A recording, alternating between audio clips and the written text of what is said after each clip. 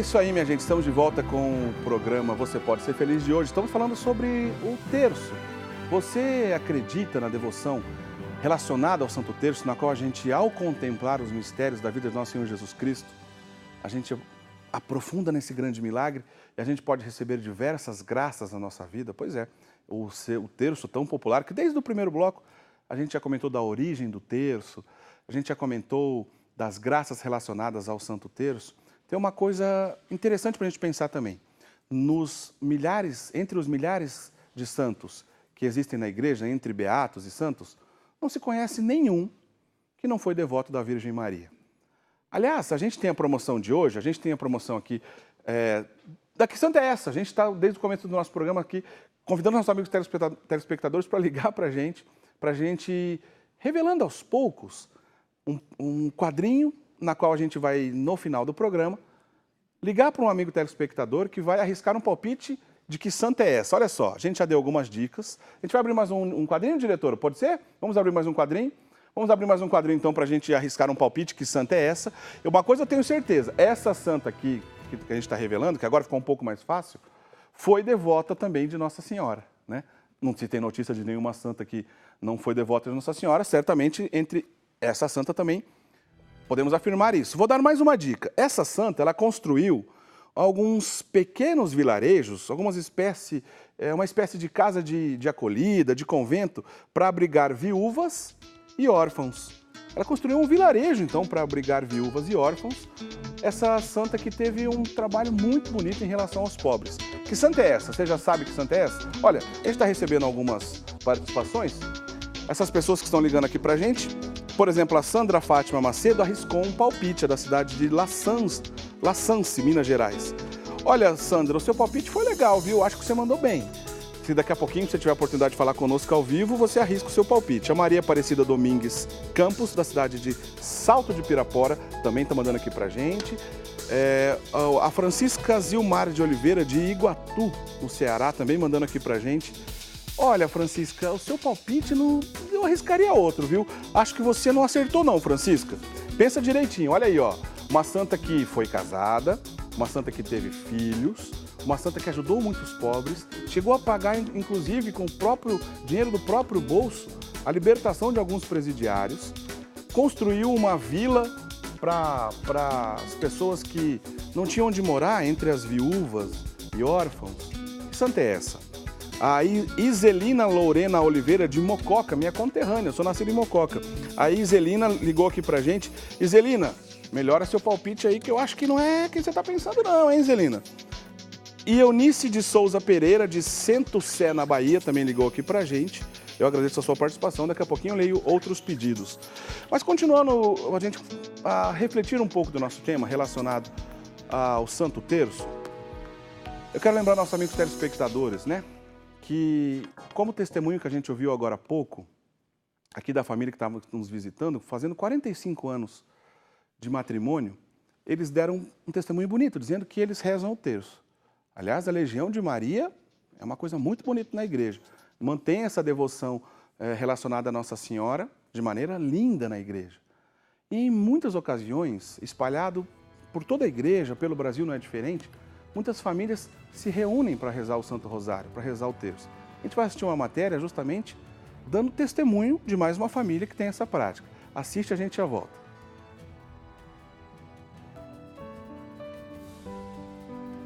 Rezar o terço é lembrar de toda a história de Jesus Cristo aqui na Terra. É conversar e estar mais próximo de Nossa Senhora. É também uma maneira de unir uns aos outros. Por isso que rezar em família é uma forma de educar e fortalecer os laços entre pais e filhos. Pai nosso, que estais no céu, santificado seja o vosso nome, venha a nós o vosso reino. Seja feita a vossa vontade, assim na terra como no céu. O pão nosso de cada dia nos dai hoje. Perdoai as nossas ofensas, assim como nós perdoamos a quem nos tem ofendido. E não nos deixeis cair em tentação, mas livrai-nos do mal. Reginaldo e Sônia são exemplo disso. Todos os dias eles se reúnem com as filhas Cecília e Giovana para fazerem a oração que aprenderam com seus pais. Então, desde pequeno, eles nos mostraram como é que se reza o terço e a gente amou, desde pequeno, né? Nossa Senhora, Maria, nossa mãe, querida mãe, né? E nos mostrou que nós temos uma mãe, que nós não somos filhos órfãos, né? Mas que a oração do terço tem um poder maravilhoso para que a família possa encontrar a Deus. É muito importante e realmente muitas pessoas estão deixando de lado, né? Uma oração tão importante e que nos faz refletir tanto e nos unir. A família também aproveita momentos de lazer para refletir. Outro dia a gente nós programamos, né? Fomos caminhar e nessa caminhada a gente rezou o terço. Então fizemos duas coisas ao mesmo tempo, né? De caminhar juntos, em família, e rezar o terço em família. Muitas vezes, quando a gente ia sair, assim, ia ao shopping várias vezes, sozinha, assim, separado, a oração uniu a gente. Então a gente ficou em família mesmo, rezando em Natal, na ceia. Foi super legal. Giovana conta que ela reza em vários momentos, inclusive para ajudar a acalmar os medos. Sempre rezo, por exemplo, quando vou ver filme de terror, eu rezo muito por Deus para que tudo aquilo não aconteça comigo. É importantíssimo que as famílias rezem o terço, que, se possível, rezem, né? Mas principalmente, né, o terço, porque no terço faz com que as pessoas, a família, esteja mais unida.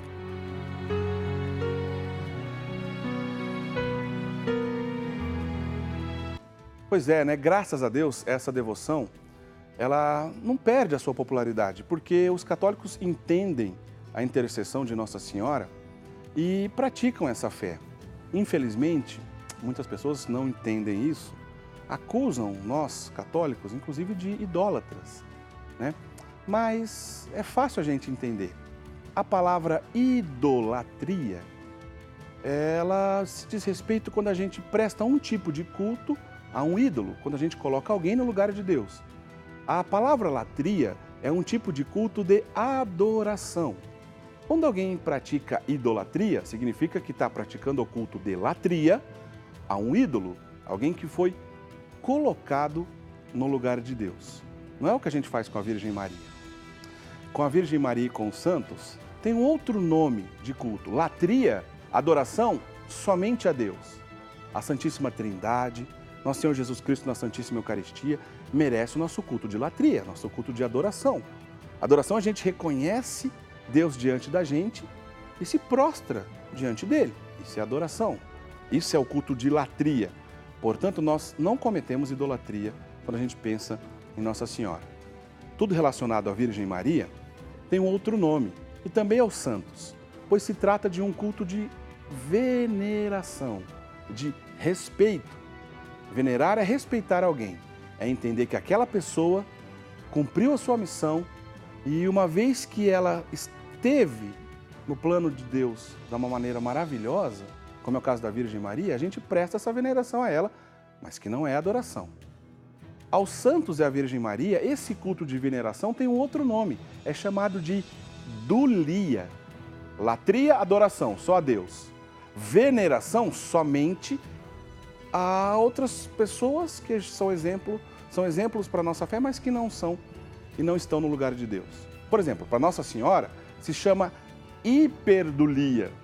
É uma maneira extrema de ter respeito à Virgem Maria, a criatura que mais foi íntima de Deus, escolhida do Pai para gerar o Filho através da ação do Espírito Santo. A Virgem Maria, hiperdulia.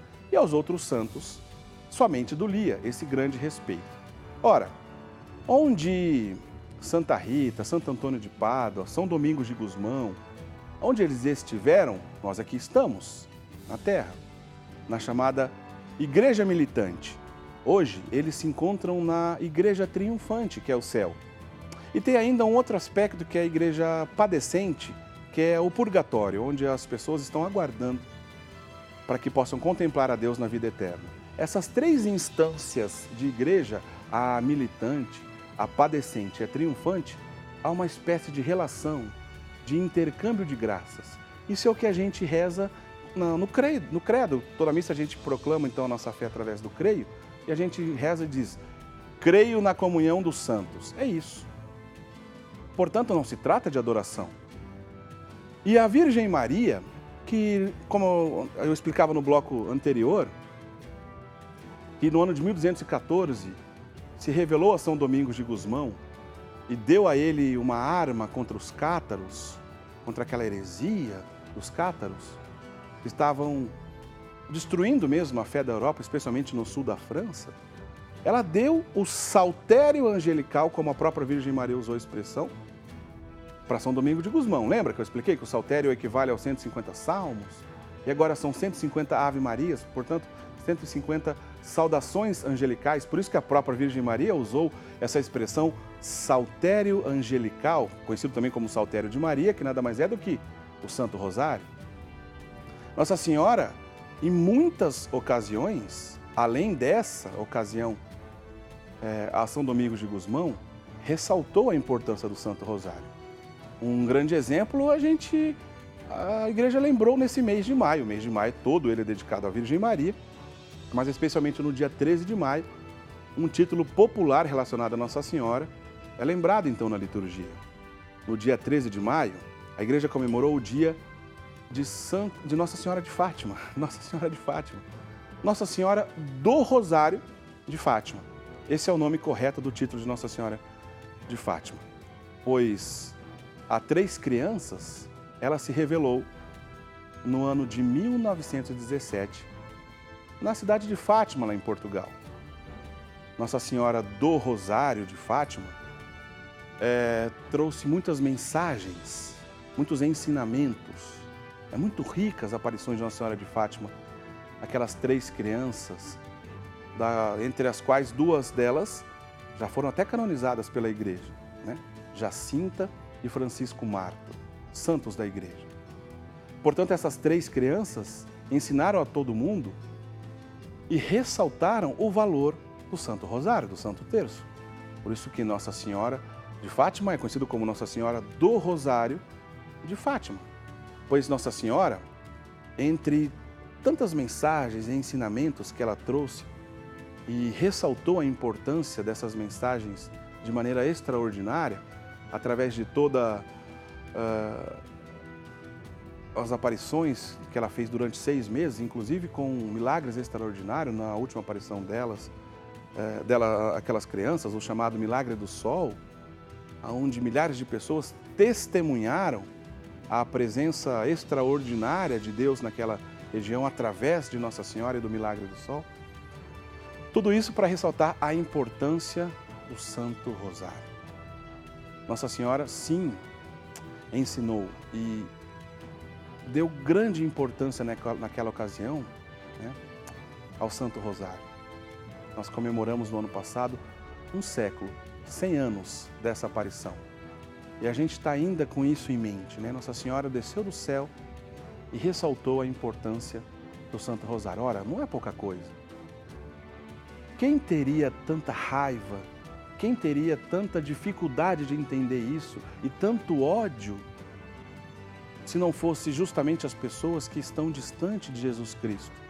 Se não fosse justamente as pessoas que, infelizmente, acabam cedendo às tentações e ouvindo as influências do maligno a ponto de odiar Nossa Senhora. Nós não somos idólatras. Nós não somos pessoas que praticam o culto de latria a um ídolo. Nós acreditamos na intercessão do Santo Terço, nós acreditamos na intercessão do Santo Rosário, pois, como falamos já nesse programa, né, no bloco anterior, o Santo Terço é uma oração contemplativa que relembra as principais passagens da vida de Nosso Senhor Jesus Cristo, desde o seu nascimento, passando por passagens importantes da sua pregação, passando também pelos momentos difíceis da sua paixão, passando inclusive, a contemplação da cruz de Nosso Senhor Jesus Cristo. E depois, lembrando também as maravilhas da ressurreição, o terço é uma oração, uma escola de fé, do começo ao fim, que ao contemplar os mistérios do Santo Terço, a gente relembra e se aprofunda na vida de Nosso Senhor Jesus Cristo. Portanto, o terço, eu arrisco dizer, é uma oração cristocêntrica, pois ao contemplar Nossa Senhora, ao rezar o Pai Nosso, a gente traz Cristo para o centro da nossa oração, porque é onde Nossa Senhora está, obviamente, Jesus também está. Portanto, não somos idólatras, não praticamos o culto de idolatria a um ídolo. Alguém pode dizer ainda, ora, mas não é assim que a Bíblia ensina. Pois é, a gente precisa entender as Sagradas Escrituras e a igreja está aí para isso, para nos ensinar. A igreja tem um magistério, o Sagrado Magistério, que é a capacidade da igreja ensinar. E no livro do Êxodo, está escrito lá na Bíblia, vocês não podem fazer imagens de ídolos para que adorem esses ídolos. Ora, todo católico sabe disso, todo católico concorda com isso. Nós não podemos mesmo fazer imagens de ídolos, pois fazer um ídolo é colocar alguém no lugar de Deus. Mas todo católico sabe também que não é isso que a gente faz com a Virgem Maria, não é isso que a gente faz com os nossos santos, que nós temos devoção, Santa Rita, Santo Antônio. Não é isso. O que a gente faz é pedir a intercessão de alguém que foi cheio de Deus diante do próprio Cristo, pois Cristo é o único mediador entre Deus e os homens. No mesmo texto lá em Êxodo, que proíbe que nós não podemos fazer imagem de ídolo para adorar, a Bíblia não se contradiz. Poucos capítulos depois, 3 páginas na frente dessa passagem, nós vamos ver o próprio Deus ordenando que na antiga Arca da Aliança, a Arca da Aliança era a presença de Deus na terra, é onde guardavam as tábuas dos 10 mandamentos, onde guardava sinais da antiga aliança, onde guardava, por exemplo, o cajado de Moisés, onde guardava um pouquinho do que sobrou do maná do deserto, que era aquele alimento que a graça de Deus permitia que as pessoas no exílio pudessem comer, o maná do deserto. Todos esses sinais da antiga aliança era considerada a presença de Deus na terra e o próprio Deus ordena que se façam querubins para que fosse colocado diretamente nessa Arca da Aliança. Ora, como é que Deus pode, num lugar, mandar uma coisa e um pouquinho de tempo depois ele mandar uma coisa totalmente contrária? É porque Deus sabe que aqueles querubins que ele pediu para ser colocado na Arca da Aliança não eram para ser adorados. Ele sabe que aqueles querubins não eram colocados no lugar dele, que é Deus. Foi o próprio Deus que inspirou isso através dos profetas. Portanto, nós não somos idólatras e não temos que ter medo de mergulhar nas graças do Santo Terço. Nós não devemos ter receio de mergulhar nas graças do Santo Terço. Se você ouviu alguma coisa diferente, pois é, pode ser mesmo que alguém distorceu e te acabou dificultando o entendimento disso. O programa de hoje é feito para isso também, para a gente restaurar a nossa fé em nosso Senhor Jesus Cristo através da intercessão da Virgem Maria e através do Santo Terço, que durante a história da igreja santificou e elevou tantas pessoas à santidade através dessa devoção, tá certo? A gente vai para o intervalo, mas antes do intervalo eu prometi que eu agradeceria algumas pessoas que ligaram aqui para a gente. Vou até aqui então pegar alguns nomes, agradecendo as pessoas que estão participando conosco, estão mandando sua mensagem, como por exemplo fez a Ana Tereza de Araújo de Natal, a Delma Inácio Leite de Bom Conselho, no estado do Pernambuco. A gente está recebendo alguns amigos de Pernambuco aqui, ó. Tem alguém de Bom Conselho lá de Pernambuco ligando aqui para a gente. A Maria de Fátima Inácio dos Santos de Várzea da Palma, de Minas Gerais. Letícia Luiz de Freitas de Rio Verde, Goiás. Zuleide da Silva Duarte de Camapuá, no Mato Grosso do Sul. Rosa Maria Ferreira Pereira de Dumont, no estado de São Paulo. Enfim, mais um monte de gente participando aqui conosco. Daqui a pouquinho eu leio mais e agradeço outras participações, porque agora a gente vai para o intervalo. E depois do intervalo a gente continua a refletir um pouco mais sobre a beleza do Santo Terço e entrando mais nesse mistério para que a gente possa, com a graça de Deus, com a intercessão de Nossa Senhora, mergulhar naquilo tudo que Deus sonhou e preparou para a gente nesse dia, nessa semana, e que Ele, como Deus amoroso, quer nos dar. Vamos para o intervalo, daqui a pouquinho a gente volta. Não sai daí.